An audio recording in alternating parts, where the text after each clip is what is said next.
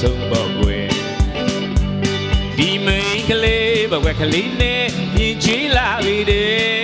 တော်လာတော်ဘဝနဲ့ရှူခင်းညလာရဲ့ဆန်းစစ်ပြန်ရင်သူနိုင်မဲ့ချင်းလေသူမလေးမောင်နှမငယ်